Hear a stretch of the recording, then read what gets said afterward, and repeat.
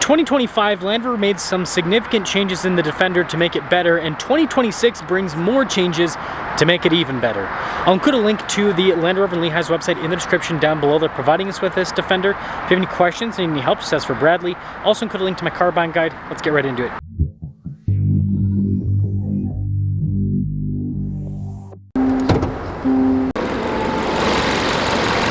Under the hood is a 2-liter 4-cylinder that goes through an 8-speed automatic. Fuel economy is 18 around town, 22 on the highway, with power outputs being 296 horsepower and then 295 pound-feet of torque. I will review the other powertrain options as the cars roll into the dealer.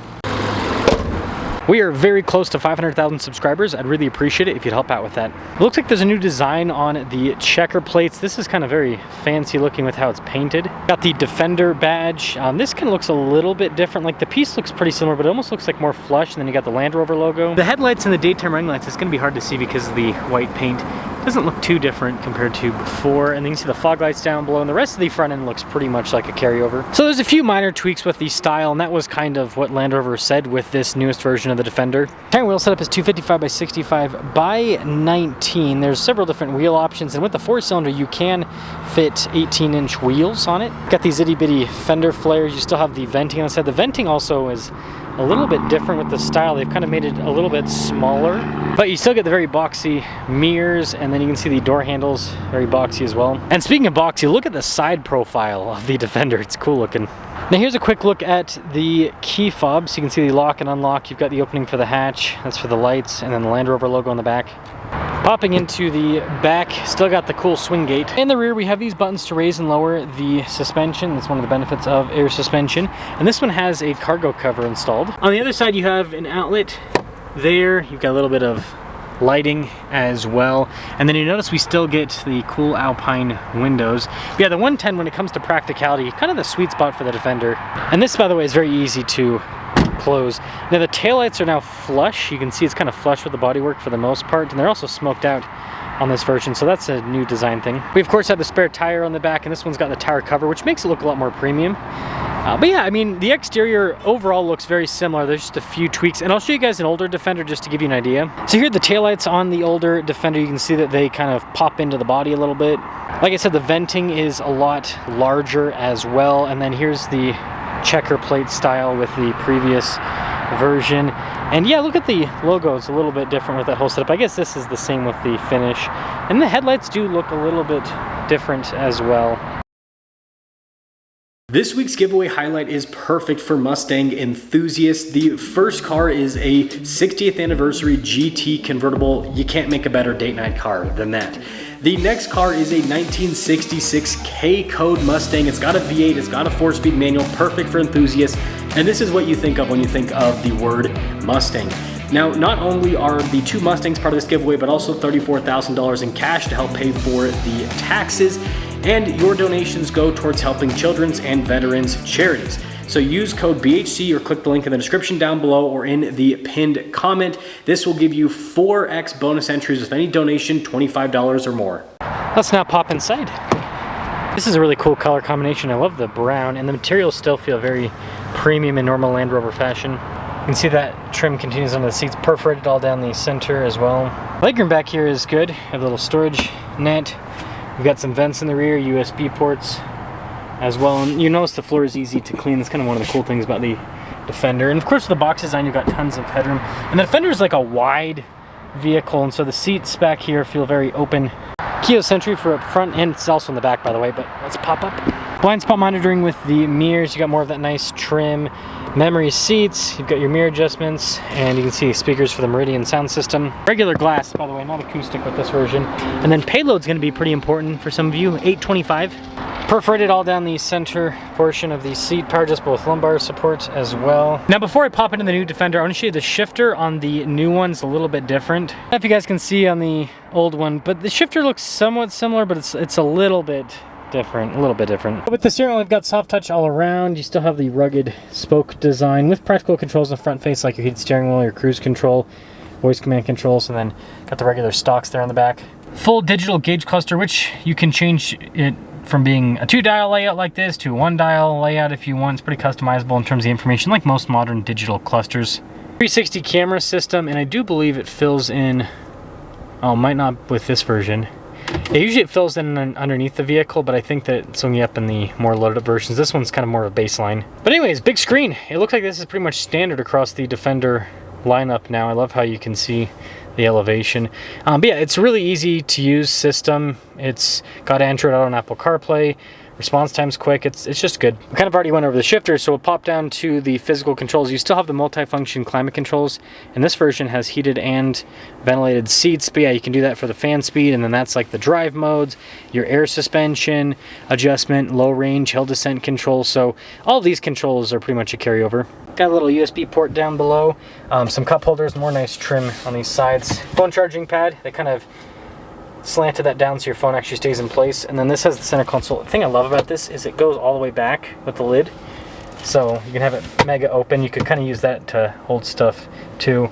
So you can hold stuff. There's storage above the glove box, this little Defender logo, and you got the grab handle there in the dash. Controls here for the panoramic sunroof. 2026 Defender 110S. Like I said, I'll review other packages, kind of more baseline. This does have air suspension added to it, like I said before. 74,681. Let's see how this Defender performs. Set off. So I am a huge supporter of refreshes like this. Basically focusing on changing some reliability aspects. So from my understanding, like, you know, we had coolant issues with our Defender with the coolant line. They've I think they've made some of those lines stronger or something like they've just made some tweaks to make the Defender a little bit more reliable over the years in general, but especially with the 25 update and now with the 26 update. And the Defender already is the most reliable Land Rover.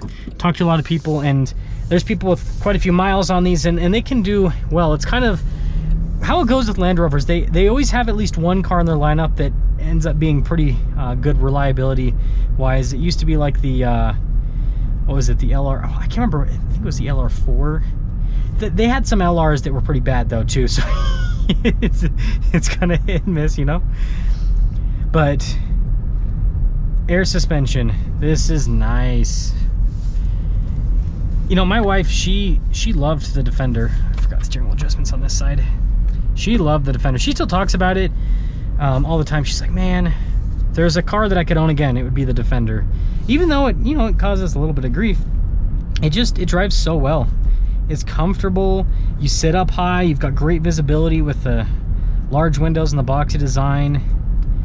Feels tank-like, even though it's unibody. Like, this is unibody with independent suspension all around. This is a car at the end of the day, but they've beefed everything up, and so it has this tank-like feel. And it's a pretty heavy vehicle. These Defenders are like 6,000 plus pounds, depending on the spec you go for. And the thing that's interesting is that they're just big vehicles. Like, this version of the Defender is almost 80 inches wide. Not quite, but almost. And then lengthwise, I mean, you have to, you know, spare tire versus not spare tire, but it's still a pretty big vehicle. It's like almost 200 inches if I remember right.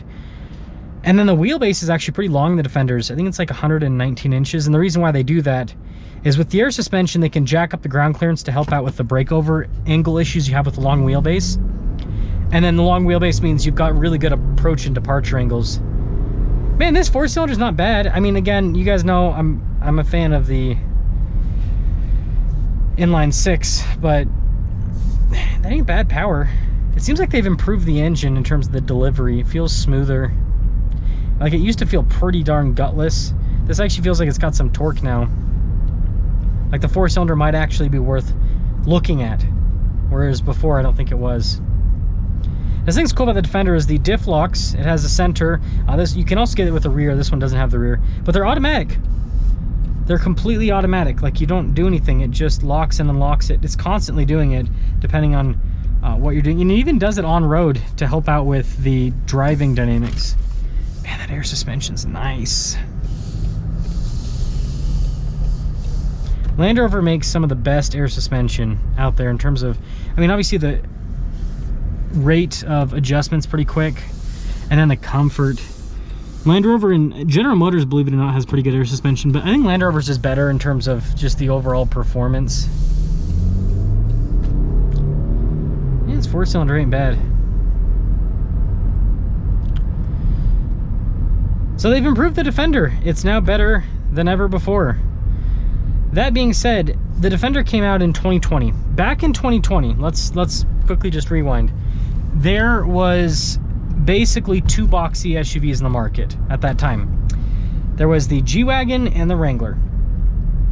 That was it. That was, if you wanted a boxy, you know, kind of like a boxy off-road style SUV, that was it. And so the Defender came out and it offered something truly unique. And it still is unique in the sense of nobody else has come out with a, I mean, you got the Honda Passport, I guess, but like a crazy capable unibody off-roader like this.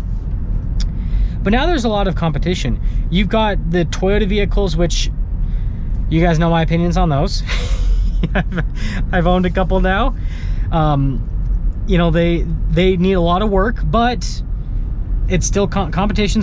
So you've got those, and then you have the new Nissan Armada Pro 4X, which that one is an interesting one. I actually want to compare one to Defender side by side. I'll probably be able to do that at some point, not too far off. But I mean, that's air suspension, body on frame, independent suspension, but it's way bigger than the Defender. I think it's probably about the same size as a 130, roughly, but it's also price-wise, I mean, like 80 grand all in. And this, with a 4-cylinder, is pushing 80. So that's kind of an interesting one in the segment.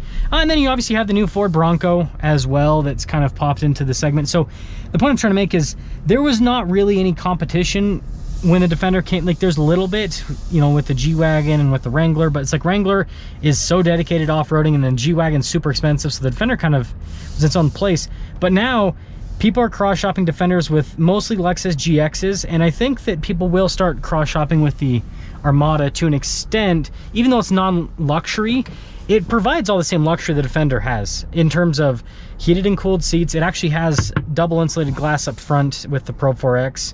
It has the air suspension. It has all the stuff, and it's a 3-row. I think that'll actually make it really appealing for a lot of people. So it'll be interesting to see how that kind of shakes up. And like I said, I'll get a comparison for you guys when I can. But the Defender, they've improved it. I actually like this whole shifter setup. It's nice. It feels like it's a little bit easier to use than before. But Land Rover, I'm going to give you a pat on the back, because a lot of automakers are just kind of like new car. And what Land Rover has done with this Defender is we're now, you know, 2020 was the first model year. Now we're in 2026. They've just slowly improved the vehicle over the model year runs to make it drive a little bit better, to make it more reliable. Everything's just kind of better, you know, change the materials so that things last a little bit longer. And so I really appreciate that. I wish more manufacturers would do this, because we don't necessarily need new cars. The new cars that have come out have so much tech, so much stuff.